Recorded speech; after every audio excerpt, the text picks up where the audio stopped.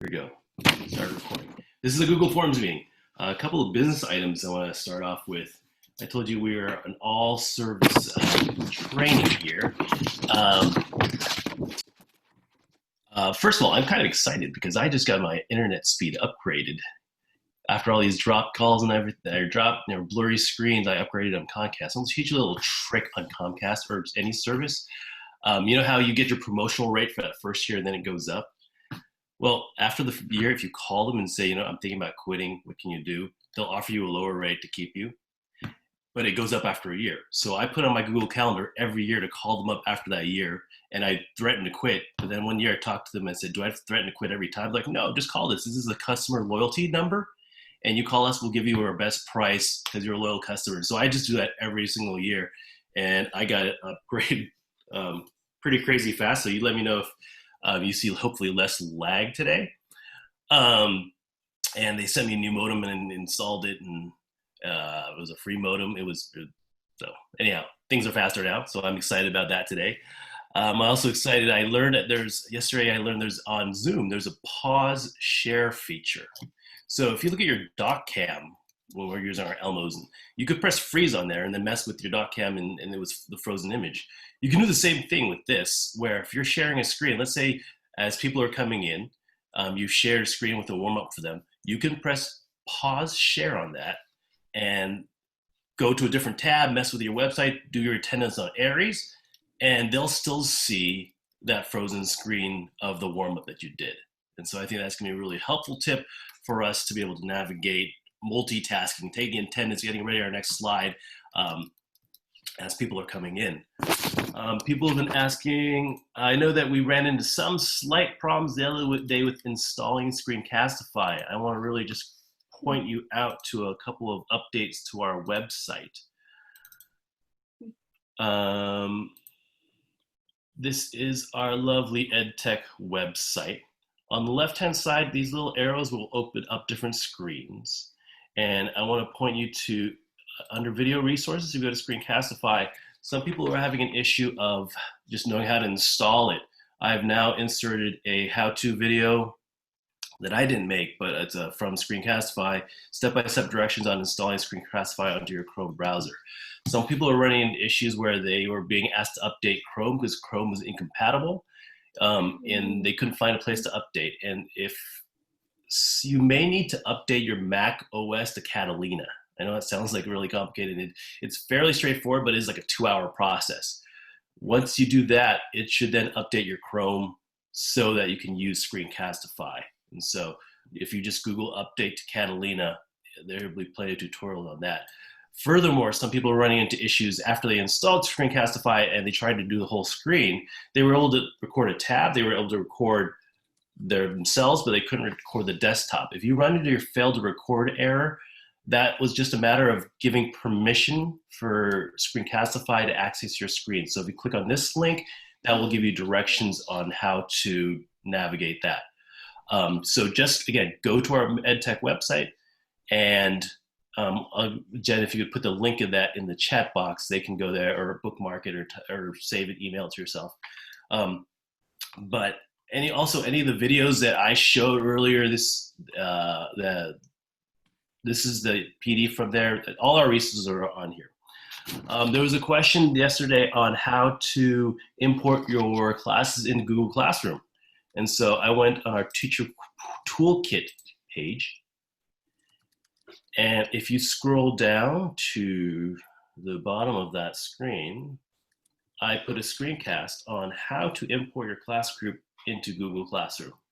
And so if your class rosters are made up, as soon as they're made up, IT will make a class for you, and you just need to insert the whole group of a class into one classroom, and that's there. The other day I had a short video on my screencasting workshop about how to insert images and how to do screenshots. That video is also on here. So this section I'm putting as tips, hacks, tricks, and cool how-to stuff. So I'm anticipating adding a Bitmoji classroom page on here, or links as well. Yesterday, when I did the Google Sites page, people are asking me, oh, where are all those teacher sites that you pointed out? If you click on the Google Suite area and click on Sites, That's everything to do with sites is on here, and you scroll all the way to the bottom. All those teacher sites are on here and more. And so if you're looking for ideas on how to utilize or how to make a website and what to do with it, it's all on there. I want to reemphasize that everything that we've done and will do is going to be posted on this page. So rather than wait for the bit.ly for our slideshow or the bit.ly for this or that, go here, and that's going to get you all the resources that you need. Okay, so as far as today goes, let me go and start our presentation. A little more business. Tech Connect, our front page, gives you resources for other people at your site or elsewhere in the district that may know of how to use the technology you're trying to use. In your shoes is student accounts. This is your way to reach out to us for help. And then there's also an elementary Slack channel. Okay, what do Google Forms do? Here's some bullet point items that they can do, and in just a second you're going to be asked to fill out 2 Google Forms so that we can talk about them. So opinion surveys, quick polls, late work submissions was an interesting thing I saw from one idea that I came across online. This person said, well, when students submit something late on Google Classroom, on their classwork, I don't always know when it's there. So her policy was that when you submit late work, you fill out this Google form informing the teacher that you have submitted late work, for what reason, and some other things on there. So that was kind of a cool thing. Doing sign-up sheets, auto-graded quizzes. You could do a combination of auto and manual graded quizzes. I'm going to say further that all those auto-graded quizzes, you can give automated feedback differentiated based on whether the answer is correct or incorrect, which is a super cool feature. A flipped classroom assessment, different reading logs. You can make a choose your own adventure story, digital escape rooms, scheduling, teacher feedback form, exit tickets, daily check-ins. So a lot of possibilities for what you can do with a Google form. Right now, okay, so this is going to be a big ask. I'd like you to open a browser and type in, oh wait, pause for one moment, bit.ly. If I were to share this slideshow with somebody, you notice I've got this huge long address. If you go to bit.ly.com, this allows me to, if I want to create a shorter link like bit.ly whatever, I can click create and link. I type in that, or I paste in that super long address. So let me go ahead and just pull one so we will show you how it's done. I'm going to paste that long address into here. Whoops. And it's going to create a suggested link, but I don't want that because it has random letters, right? But it allows you to customize the back half. So I'm going to type in here and say form. And I'm going to click save, but you know what? That customization is not available. So it's already taken. So all I have to do is keep readjusting this, and it'll tell me when there's one that's available.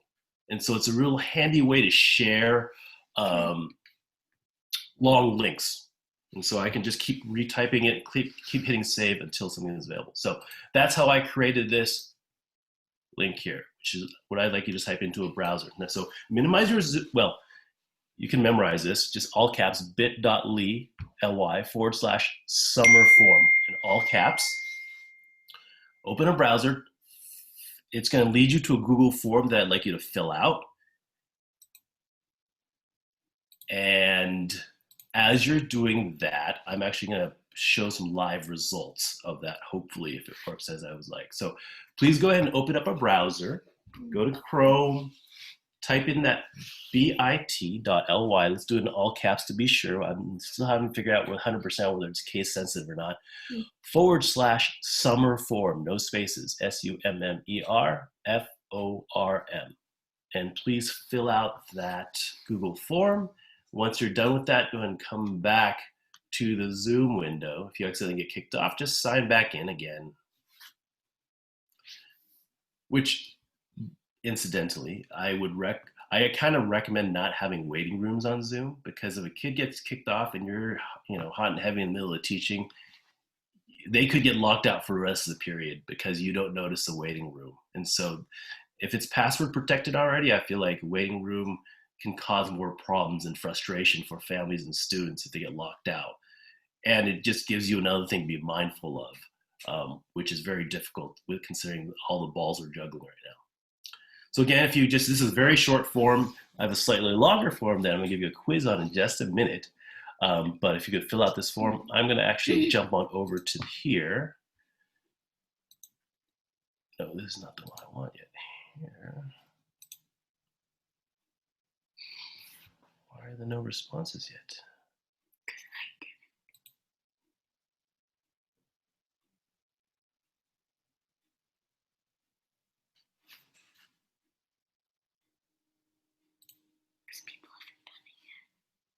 Maybe people haven't filled it out yet. I think it's the right address. Are people filling it out?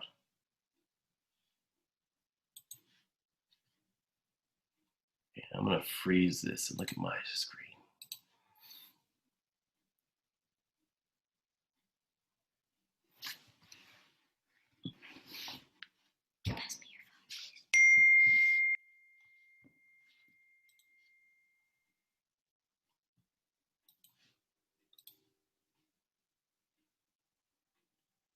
Sorry, I realize I guess it's longer than I thought. So don't take too much time on it. Just click, click, click, click, click, click, click through.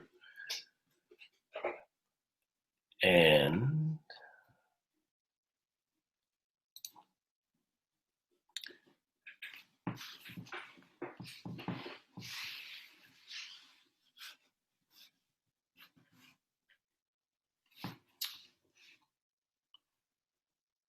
so those who are finished, if you glance on over at my screen, you can see that the results are live updating. I can look at the pie graph and the bar graph change as you are submitting responses.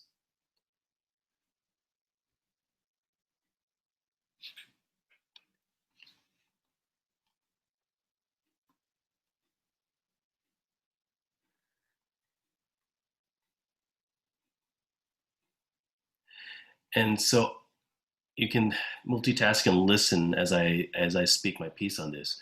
There are maybe 8 different types of questions that you can make on Google Forms. In this form that you filled out, I just used every single question type, so you know what's available to you. Every single question type was utilized within this form. And so as you navigate through them, you know what is available to you. You probably won't need all of them, but I wanted you, again, one of my philosophies is as you try a new technology, press every single button. And so I pressed every single button and made up a type of question for each type, just so that I might discover, hey, I can actually ask this type of question, which I didn't think I could before. And so if you're not done with it, that's fine. I'm actually gonna go to a second one. Well, actually, so just really quickly, I can see who responded. It lists all the email addresses of people who responded. This is my summary screen as I look at the summary for all the responses. I can look at the questions screen and see the responses for each question and who answered for what. I can look at individual responses, so each student and which choices they made. So there's a lot of information available to you. I could also click on this spreadsheet icon right here, and then I would see all the answers in a big spreadsheet form.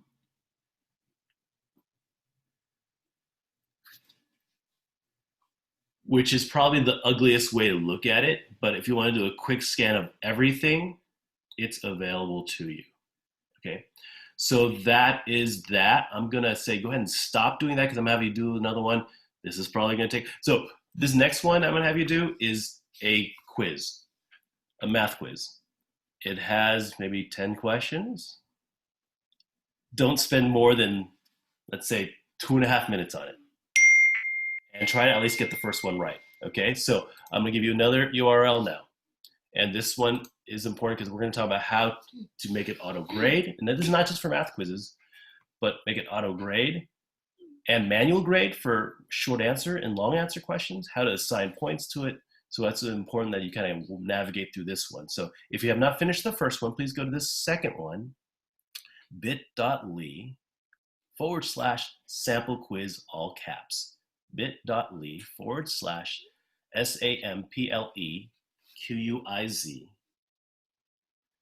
and take a minute, 2 minutes and 47 seconds, and please fill out this Google form.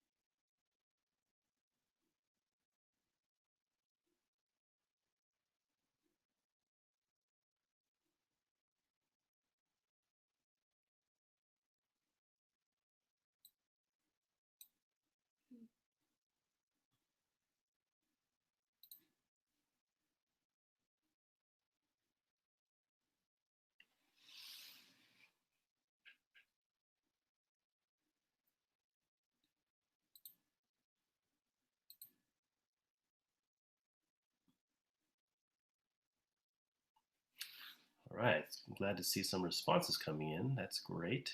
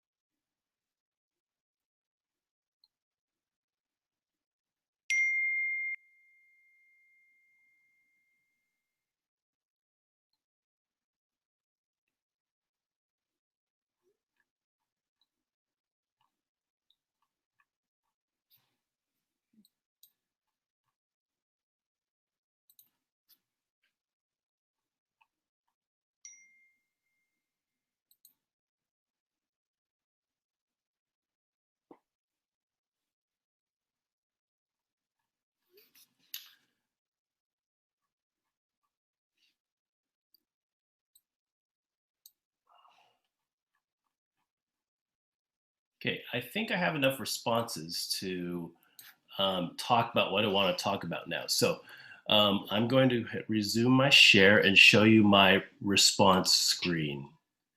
So what it's done so far, it didn't send you a result yet, and you can set it so it sends the result out right away as soon as students complete it, but I don't think that's a good idea because people are going to finish at different times, and then, it's just going to make the answers out there and available. So I have it set so that it's going to release scores when I'm ready for it to release scores.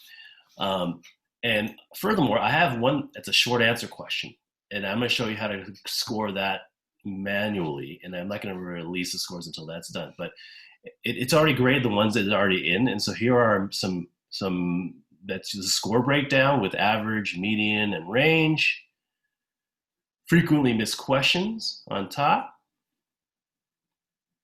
All the email responses, and then here are the questions themselves and how many people chose each reply.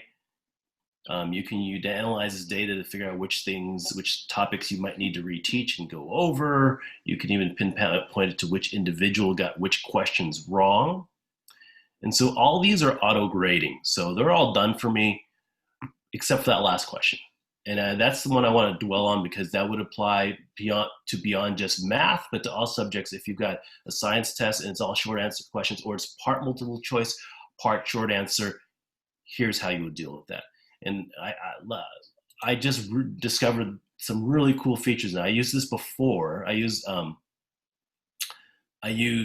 Google's Forms before, but a lot of these features are new, and there's a lot of cool stuff in there. So I'm going to jump to that last question where I asked you to describe me your steps for finding the area. And so here I have my response. Start with the lower left-hand rectangle, 16 by 4. So I've written my response, and is this the right one? Okay, yeah. Here are the people's responses, and I can either click X, it's wrong. I could click, and it's worth 10 points. I could click X, that's wrong, and I would just go. So people just put 24. I'm like, I'm not happy with 24. I guess all these people who put 24. Let's see, it was the right answer, but since they didn't describe, which is what I wanted, I'm just going to give them 6 out of 10, because I was really looking for them telling me their process, right? This next person got 0. I'm just going to say, well, that's wrong. I'm going to put an X on that. And it's assigns them 0 points. This one says the bottom left square is 16 centimeters. That means all are 4. The rectangle above is da da da da. And I scan through that. Hey, that sounds right to me. Boom, check. 10 points. Here. So basically, you can quickly look through all the responses and either check for full credit, X for 0 credit, and you can manually type in or use the arrows to drag any partial credit in between. And so I think that is going to be super useful. And I really love how the fact that all the responses are on one page. I'm not opening 30 different Google Docs to see this. It's I can just scan through here and, that looks right, check. That looks right, check. Oh, I'm going to take the time to read that. That is pretty good. I'm going to give it an 8. And I can continue doing that, and I think it's a super snazzy feature. And also for all of those, and I'll show you how I do this in this moment, I can type in the right answer, and it's pasted right here, so it's a guide for me. So I always have my correct answer right in front of me to cross-check with what they typed in front. So this paragraph below is what I had written in here. And so I can always see my correct response to cross-check with what they're doing. So I can quickly just go through, check, oh, good, good, good, and I can do that for all the questions I need to. So that was just, I went to that last question. This is question 8 of 8. I could go back to question 7 of 8. Do you want to leave this page? Sure. Is 1 a prime number? And I can just I could look at the responses, and I think I can override it. But another cool feature I want to show you now is, I'm going to go back to when I created these questions. Google Forms now allows you to, as it's auto grading, to give automated feedback for each question. Meaning this first question, I have a rectangle, area is 56. They're telling you one side is 7, the other side is, we're trying to figure out what it is. So basically you want the student to say, oh, 7 times what is 56? It should be 8, right?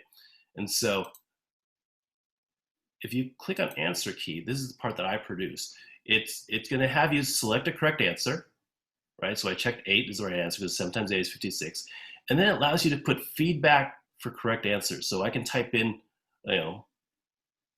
and this would be for all the students who type. This is not individualized, but this is for all the students who put the right answer. So I was being silly here, but I could have typed in, good job knowing that you had to do 7 times something is 56.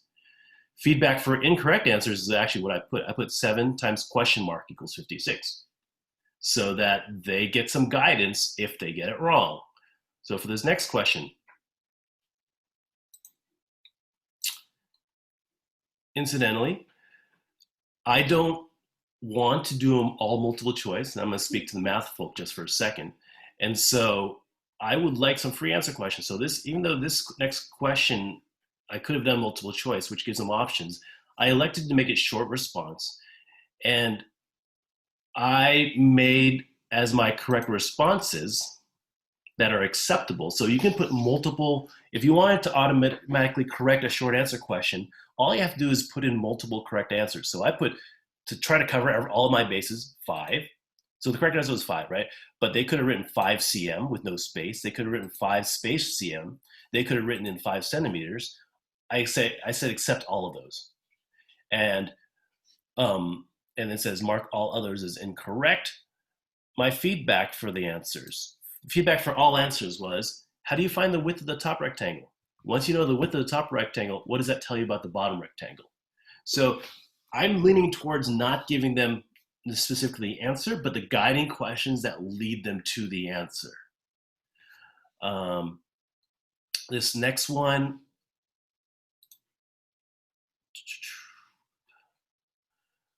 what was the answer? Oh, you're supposed to figure out the answer and then tell me the characteristics of the answer. I'm just going to show you my feedback. So again, the answer key, there is multiple correct answers for that. I checked the correct answers. Feedback for correct answers, I put great job with your chain of deductions. Feedback for incorrect answer, how do you figure out the length of the top left rectangle? Once you know that length, what does that tell you about the rectangle on the top right? Finally, what does that tell you about the width of the bottom right triangle? And so when I release scores, it's going to show them their own responses. It's going to show them the feedback based upon whether they got right or wrong. For this next one, again, more the same. I did want to point out, let's see, that you can also, I'm going to jump to one down here where I did a response. My feedback for correct, so the question was, is 1 a prime number? And my feedback was, good job knowing that a prime number has exactly 2 distinct factors, right? So even though they got it right, I still want to, in case it was a lucky guess, I'm still defining why the answer is correct to confirm. For why it's for my feedback for incorrect answers, I said, watch this video for an explanation for why 1 is not prime. So I can embed a video for them to watch to figure out why their answer is incorrect. And so I think it's another super handy feature. And so this is something that you can all pre-build in before you're, as you're making your quiz. And it's all, it's going to go out and give students a lot of feedback, I think, more than just checking it right or wrong, because that doesn't give them very much, right? And so I'm going to go back to my responses now, and I'm going to turn off accepting responses, and though I don't really need to. And then I'm going to release scores. Let me see where I do that. So here, I'm going to release scores. You're going to get an email now. And that email is going to show you, so I'm going to respond to all respondents. I could type in an optional message up here, I suppose. Send emails and release. Everybody who took the quiz and submitted is now going to get a result, and with all that feedback. So feel free to take a look at that. But what I also want to say is, and this is going to be my own personal angle on all this, as far as grading, I don't love the 0 to 100 scale. I think when students get like a 15% or a 20%, it's really hard to recover from. And so my workaround for that is that I make one question worth 50 points, and I make it a super duper easy question. So it gives them a base level to start off with, and then my rest of my questions build up to 100 from there. And so I suppose even if they got that super easy question wrong, I could override it and make it as correct to give them that base level of 50 points. So every grade is actually only getting a 10-point band, right? 90% is 10%, A is 10%, B, C, D, because right now F really has like a 60-point range. And so I want to anchor that so that they can actually make improvements. If you blow a quiz, you don't get 20%, you get 50%, and you get 100 on the next one, it brings up your average. Whereas if you're averaging 20 and 100, that's really hard to recover from. So I'm going to go ahead and jump to the rest of my slideshow, and then we will revisit creating. So again, the way I create my slideshow, they're more of an instruction manual. I'm just showing all the steps and menus, things to be aware of. You don't need to furiously copy this down. You could always access this from the EdTech website. But basically, you're going to be, going from your waffle and creating forms, making a new one. Once you're there, you're going to title your form, add any sort of description or instructions on it. General settings. If you want to collect email addresses, limit them to one response. You want to edit whether you can set whether they can edit it after they submit. So these are all questions you want to think about as you're doing your settings. Do you want them to see a summary of class responses? If it's a quiz, you definitely don't. If it's a survey or a class poll, yes. Quiz settings, you want to definitely, in that third tab, set it to quiz mode. And then a couple things to be aware of is that you don't want to release the grade, I think, until you manually review it. And I generally think that you want your respondents to see the missed questions and the correct answers. This is just the menu bar, adding questions. You can import a question from another survey or quiz from another form. So if you click import question, it's going to take you to your bank of forms that you've made, and you can pull a question from another form that you've made. So you don't have to recreate it. Saves you a little bit of work. Title, description, you can add a video for them to watch before they make a reply. You can add different sections. Those would be like title headings. These are all the different types of questions that are available to you. Again, I said that on the first sample survey about summer that I included every single one of these types of questions. A couple more buttons. On top of the screen, you have this little paint palette that just modifies the aesthetics. I think the color, the style. Preview is a pretty cool one. I think that you should always use it. Previews from the student mode. And this send button is how you're going to be sharing your form. This is for feedback. I think feedback is really important, and I'm speaking more to the quizzes now. You want to create that preset feedback to really help guide them. If it's incorrect, guide them to the correct path for the answer. You can include not only video, but links for them in the feedback so they can know where to go for more help. As far as sharing, if you create a form and you have multiple periods, multiple different classes, I suggest, no, I'm going to tell you, you should make duplicate that form for all the different classes. Otherwise, if you send out the same link for all 5 of your classes, they're all going to come into one form, right? And then you're going to have like 150 replies. The great thing about this is that I think I saw a question earlier that if you post a quiz or say it's just a worksheet onto Google Classroom, it auto scores, and then it's going to automatically, the grade you can automatically pull into Aries from Google Classroom. So there's no, I'm going to write down the score on my paper handout and then edit and send it into Aries itself. As far as sharing the document, the survey, the quiz, whatever it is, you can share it to a Google group. You can share it as a link that you post somewhere. You could share it in Google Classroom. You can embed it into a web page. So a lot of ways to share it out. Tons of data that comes in. Definitely make use of it. Share it with students if it's applicable so that they can learn from it as well. There are some tools that help you dig deeper into the data. I'm not going to go into those today, but there are some extensions to Google Sheets called Doctopus, Gubrick, and Flubaroo, which do a whole bunch of analysis of your data that comes in, which can be very helpful. And then my last thing before I go to questions, EdTech tips to live by: be brave with buttons. The more you experiment, the better your creation will be. Make a test version to play with. Don't just wish for things. Google it, and you may very well figure out how to do it. A lot of things can be done. Don't settle.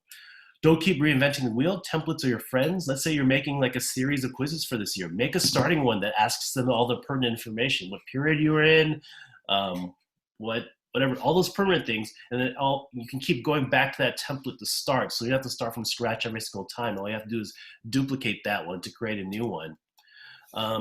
Search for lists. People have really cool ideas like escape rooms and things that you can do with Google Forms. So do a Google search for what can I do with Google Forms in a classroom. And I always conclude with telling you that my grandmother always said that a journey of 1,000 miles begins with a single click. And so again, these are the links if you need to write this down for our EdTech website. This one is less important because this is housed on the website, but bit.ly/AUSD EdTech, capital E, capital T on EdTech. That's what I have for now. Let's see, time-wise, maybe let's do Q&A. Well, actually, before we do Q&A, I want to do one more thing, just so people feel good about this. To start a form, here's my Google Drive page. You could also do it from the waffle on your email page, but you're gonna hit new. But wait, there's no Google form here. But if you hit more, there's forms. And it takes you to your brand new baby form. And at this point, if you want to make it into a quiz, you're going to go to settings and you click on quiz and make this into a quiz, and then I'll give you all those self-grading options for feedback and all that stuff. If you don't do this, it's going to basically be a survey. So again, that was the little gear right here. And some general things about limiting to one response, editing thing after response, general presentation things, and then setting it to quiz mode. Once you're here, this bar basically adds questions. This pull down gives you what type of questions, but let me just real quickly make it into quiz mode so you can see those options. And then we'll go to, okay, so I'm in quiz mode now, and I'm gonna just say, how are you?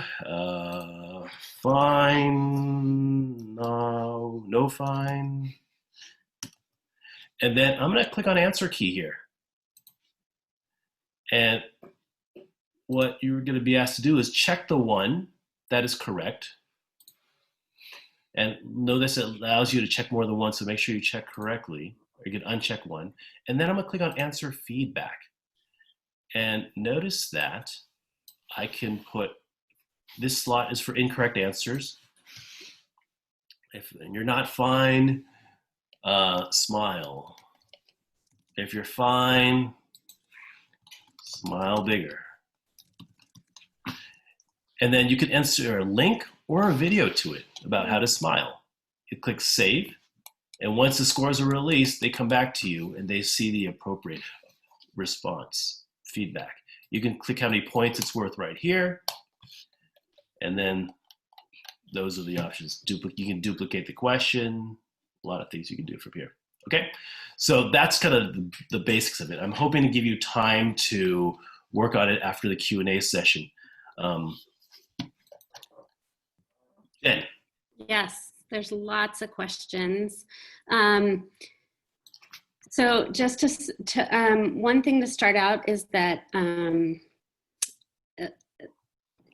that I think there's a big difference between how primary and secondary teachers might use forms and the capacity that it has. So kind of the simpler end of things might be helpful for primary teachers. So I think we have a plan to hopefully do a little more divided forms PD in the future, where we can talk a little more specifically to primary teachers and then to all the much more complicated elements of it that I think secondary teachers are going to need for grading and assessing and things like that. So I just wanted to address that at the very beginning. So there's quite a few questions, so I'm going to try to go through them kind of quickly. A couple people are even just from the very beginning having a problem navigating from watching you on Zoom to getting to a tab in their browser. So if you could, I think a lot of that depends on what device you're using and what browser you're using, but if you could talk a little bit about that, that would be helpful. Well, let me first start off by saying that if we're having trouble with that, let's think about our students and our second graders. One thing you could do, well, if your Zoom is maximized, which means you press the green button, it consumes your whole screen, pressing escape will get it out of that. And then in the upper left-hand corner, so there's those three dots, right? The red, yellow, and green, the upper left-hand corner of your menu. If you press the yellow, it will minimize that, right? So try that right now. Press the little yellow button in the upper left-hand corner of your Zoom screen, and then basically I disappear, and whatever was on your desktop is now there. And so that means you can now go to your Chrome, go to your browser, go to whatever you need to go to. To bring me back, you just look at the Zoom icon on the bottom of your menu bar. You press Zoom, the Zoom icon, it'll bring me back again. Alternatively, you can adjust the size of your Zoom screen so that you can simultaneously see both. So if you go to the lower right-hand corner of your Zoom screen with your cursor and wait till that cursor turns into a two-sided arrow, otherwise known as a line, click on that and you can resize the Zoom window to be half the screen, a third of the screen, whatever. I mean, you don't need to see my whole face. Just make it a quarter of the screen, and you can look at your browser from there. And so that's something, I took for granted, right? And we can't take for granted with our students, right? Like you have to spend maybe your second week and spend a whole day about how to do that, because there are times where you'll ask them to do that. So next question. Right. So someone asked about how a student can see their individual feedback from a form, or when you grade that form. So I believe it's emailed to you. So if you completed the form earlier and I released the scores, can anybody who verify that who? Okay, so that's how you see the feedback. It's via an email. So that's not going to work in elementary because we don't have email capabilities. So we'd have to look a little bit more into what happens for K through 5. Okay. Yep. Let's see, I already checked that one off. How can you send results of forms to Aries? So if your form is been assigned in Google Classroom as a class work assignment, that score will automatically be recorded in classwork. Once you go into Aries, there is a way to import your any classwork from Google Classroom into Aries. And I don't have access to Aries right now with the class, and so I can't make a screencast of that. But I'm assuming you won't need that for the first week or two, so I'm gonna try to get that done in that first week and make a screencast to show you how exactly to pull an assignment score from, because that saves you a whole big step, right? Write down the score and then entering it to Aries. So that is definitely doable, and we'll get you set up with that. Great. And someone, I'm not sure you or I can answer this question, but maybe someone else can, is any sort of integration between forms and Seesaw. And I'm actually thinking that Seesaw might have some forms type features. So you might not even integrate a form. You might be able to ask questions and get answers within Seesaw, but I haven't had experience using it. So I'm not sure if anyone in the chat wants to chime in on that. And that's something we can definitely look into at our Seesaw, future PDs around Seesaw. Younger students, some ideas for forms for younger students, and I can just chime in a little bit and then people can drop some in the chat as well. But I've seen some really cool things around teaching students graphing, because if you ask something, what's your favorite season, and people, put it in and then you show those results, those charts, you can look at different types of graphs. So it's a great way to talk about graphing. And I've also seen, and I linked to a daily check-in. So for younger students, when you're doing distance learning, even using a form, linked to on your website or whatever, or on your, I'm not sure again about Seesaw, but your website or on Google Classroom, that has just emojis. So if you're doing a daily check-in and you say, how are you feeling today? Because you can insert those pictures into their responses, doing something like a daily check-in on a form might be a nice thing for younger students. So, and any lower grade teachers that have used forms for other things, I would love for you to drop those into the chat as well. And again, any teacher can be using forms for communicating with parents. So no matter what level you're teaching, gathering information from parents, forms are definitely going to be helpful for that. Someone asked about the difference between setting up a form that's a survey versus setting up a form that's a quiz. So The basic difference is that the quiz, it'll grade it for you. Or it's going to incorporate points into each of the questions, and either you grade the entire thing yourself, which is possible. If it's all short answer, you could grade the entire thing yourself, but basically it sets points and it will give a score attached to it, a grade attached to it, whereas survey doesn't. You're just getting these results from the student. Great. Someone asked about late submissions. How, if someone turns in a form late, how does that integrate and impact your grading or anything like that? That is going to be a tricky question for all of us, right? You tell your students that this needs to be done by Friday at noon, and you could theoretically close the survey or the form at that point so they can't submit anymore, and then maybe deal with them individually. If it's only one student, say, hey, I saw, or they come to you, I got locked out, I'll open back up to you, you have another extra day. But I think it's important to set deadlines for your own sanity, to close it for your own sanity and let them come to you if there's special exception. I don't know if that's the most compassionate way to handle it. So I suppose you could leave it open. Let's say it's due Friday, you leave it open and you actually don't check for it until Tuesday.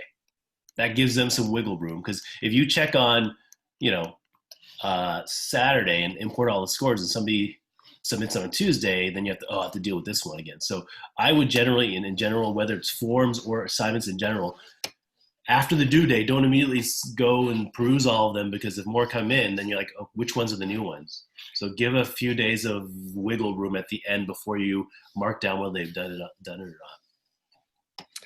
All right, there's about five or six more questions. One is, how are you generating your problems? Are you using, and I think that will be different again, depending on grade level, but generating the problems. I'm going to bring up something, and this is still something I'm in conversation with Marie Williams about.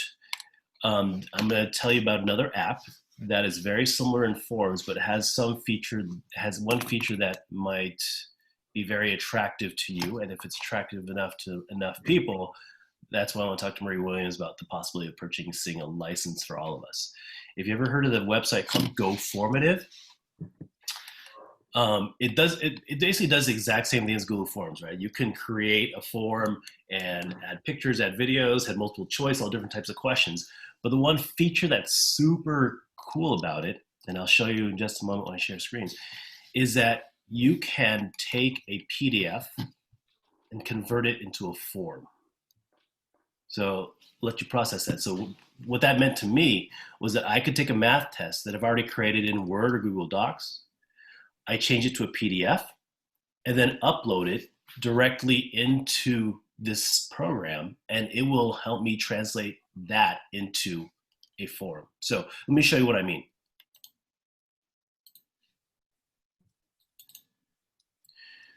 Here was a math test that I used this past year. And I converted it to a PDF, and it didn't have all these blue circles on here, right? It didn't have any of those blue circles. It was just blank. So here, when I add a question, I just put I tap on here, and it's going to tell Formative, place a question here, and it gives the student an opportunity to answer at that spot. So each location that I put a dot is a new question. I'll write the question, and again, you have all those choices of multiple choice, short answer, drop-down menu, all those things. But the great work saver in this is that you can take all your existing tests and convert them to a formative test. That's their brand. It's called Formative, and make it self-grading, and it'll minimize your work. Whereas, my partner there, she tried to change this into a Google form. It involved a lot of cutting and pasting, right? Cut and paste, stick it in there, write the question, cut and paste. Here you're just putting dot, dot, dot, dot, dot, and it does a lot of the same things. And so the only caveat, the reason I'm at possibly, we want premium, is that they only allow 20 pages of PDF conversions a month, right? which for some people that's a lot. For some people, if you wanted to have more pages, this test right here was 4 pages. And if you have other worksheets and stuff, it doesn't have to be a test or a quiz, right? It could be anything that's a PDF. You can change it to, it could be your history, questions from a history review or something. You can change your PDF into a thing where they can answer and you can see the replies without converting it to, let's say, a Google Doc. So to answer that question, you can use your pre-existing questions, or if your curriculum has a test bank, question bank. Awesome. Can you test out a form before it goes out to your students? Certainly. You can just you share the link with yourself, take it yourself, test it. You can do it multiple times, delete all those responses, and then send it out again. Mm-hmm. And I would always also, I believe you can clear out the responses. So you can use it from year to year. Again, make a separate one for each class. If you want to feel safe, make a master copy and then make separate copies for each class, so that your original one doesn't get compromised. Of course, those won't change, right? Each one will be now its own separate entity. They won't live change as you change the first one. And that kind of this next question piggybacks on that, in terms of, if I create a form and I want to share it with my colleague, I want them to be able to use the form but get data for their students, not have it all go to the same pot. How would I do that? Jen mentioned a shortcut about copying things, right? So with any type of Google Doc, whether it be forms, slides, sheets, if you cut off the end, so let me just show everybody again. So you can certainly share your Google form with a colleague, but here's my here's my sample one. At the end of the address bar, I just need to delete the word edit, take that away, type in the word copy, and then I'm just going to copy this entire link now with the word copy on there. And if I send that link with the word copy on the end to my colleague, when they try to open that link, it's going to say, would you like to create a copy?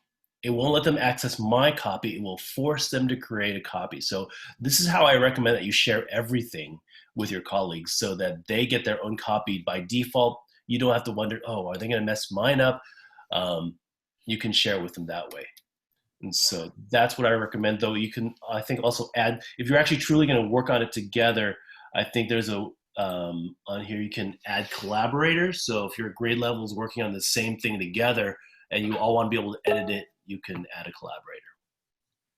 I actually think, and I would have to test this out, but I do think forms is the one thing where if you're going to do the trick to force a copy, you actually have to add the people you're sharing with your own original with as a collaborator in order for them to access and make a copy. So I do think, you have to take that extra step. All right, can students attach pictures of their own work to a form to show their work for a problem? I don't know. I would need to look. My suspicion is no, though I saw okay, I stand correct. I think I saw there's a button that said file upload, so that students can actually upload something onto their question. So if they take a picture of their handwritten response or a drawing, I believe they can upload that to an answer, provided that you provide a spot for them to do so. All right. Yeah, and someone is writing that they have had students upload photos or videos to their answers, so that's great. So 3 more questions. If you mark 2 different answers as possible answers for a question, would students have to mark both of those to be counted as correct, or could they choose either or? Both ways. I don't know if they'll accept an either or situation. You can experiment with that and figure that out. So I know for sure if you require both answers to be correct, it will mark it as so. If you're saying as long as one of these 2 is correct, I'll accept it I am not sure. I'm not entirely sure about that. I could test it. Yeah. Thank you, too. So if you have a form and you're giving it as a quiz, you're using it as a quiz, and students submit it, if they can only submit the form one time, how could they request to retake a test or to, to re-quiz? I'm wondering if you could, after they take it, you have a setting that they can't edit after submit. I'm guessing that if you turn that off after they've taken, everybody's taken it, you've released scores, you turn that off and say, hey, everybody do this quiz again. That would be a good way for them to kind of learn from their mistakes and see if they make improvements. So I would say that, or you could also alternatively delete their response and let them retake it. Okay, and then the last one, I haven't seen if any new ones, I don't think any new ones have popped up, but someone's asking about test or quiz security. I'm not quite sure. That is a way bigger question but let me give you my 2 cents on that. All year long, at least in my classes, I tell the students, I really could care less about your grade. What I really care about is your learning. And especially in this environment, you compromising the integrity of the grade is super easy and really hard for me to catch. I know there's a mode that says it locks your browser from accessing anything else, but I think that only works in Chromebooks, and there's plenty of workarounds to that. And so what I, for example, would tell my kids is that, hey, if you cheat on this, you know what, and you get an A, you have established, at least on the grades, that you know this material. But when you go to 9th grade, you actually don't know this material. That A means nothing for your next year's preparation in learning. And so while you may not get caught, I don't want you to, I'm going to give you multiple chances to take it. I'm going to give you, my goal is for you to learn. And I hope that'll be your goal too, because really the only person you're hurting is yourself and your future if you cheat on these, right? I'm going to give you plenty of chances for collaboration and chance for retakes, but you really want to have an accurate assessment of whether you know the material or not. So that's kind of a point that I hammer home from early on and throughout the year. Yeah, and I would even piggyback on that and say that this is a pretty unique opportunity in terms of what's happening in education for all of us. I mean, this is like my personal plug for rethinking kind of our philosophy on assessment and grades and all of that, and to be really thinking about how our switch to all of these new tools into giving students a voice to share with us what they've learned, rather than having a one type of assessment. And I know that's probably, obviously very different for different subjects, for different grade levels, and it's a huge conversation. But I do think that this is a really unique opportunity and time for us to be really kind of looking at big changes that are going on in terms of all of that. So I would use this time as a time to also be thinking creatively. How can you give your students some choice to show you what they know, rather than just having one form that has a right answer and then you're done, so. Yeah, I'll piggyback on that for a little bit further, like, a short answer question where they describe to you their process of how to solve the problem. I think they can't just copy a single numeric answer for somebody else. They have to understand it. And if somebody explains to them how to do it and they learn it, more power to them. Another thing that I challenge you to maybe consider using is something like Flipgrid, where they actually have to orally tell you how they solved it. There's no hiding behind somebody else. They could learn from somebody else, but then at least you can hear them articulating their response live. That puts a little more pressure for them to really learn the material. And so thinking about alternate ways to demonstrate their knowledge, I think is really a good opportunity for that right now.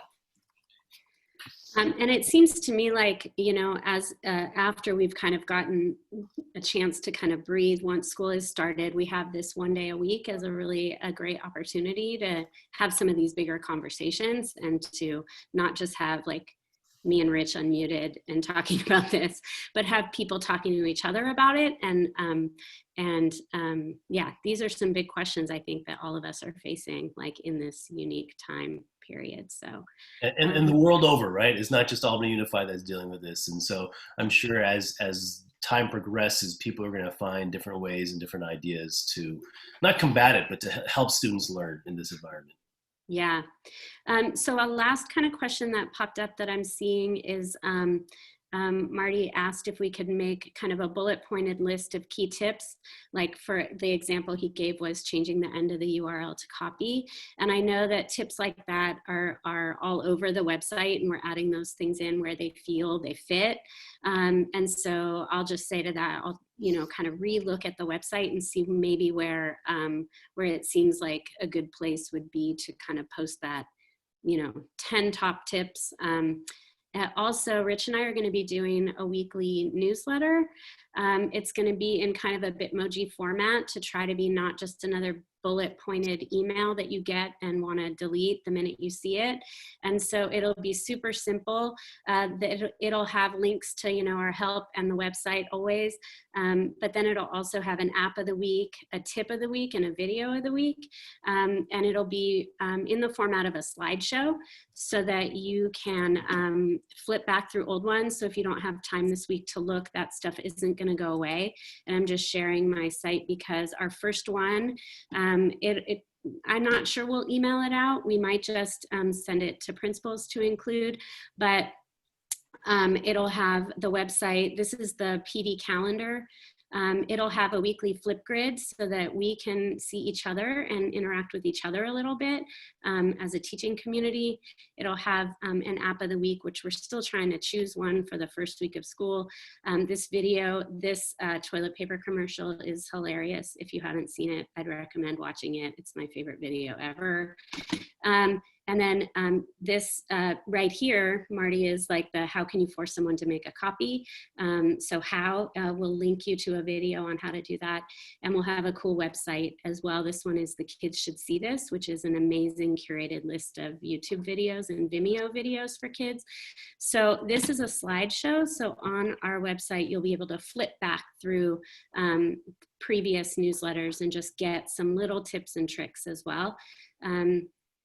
There's a lot coming at you in terms of emails. So we're trying to figure out how to best get everybody what they need and throw things out, but in a way that feels kind of manageable and that you can look at when you feel ready and not get lost in your inbox in your emails. So just know that's there as well.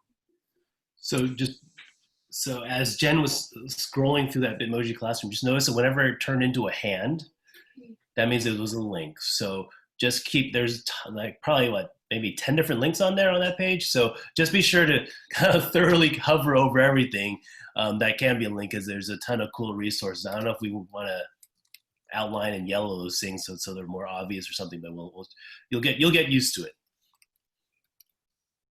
Any other questions? Jen, no more questions? No, I didn't see any.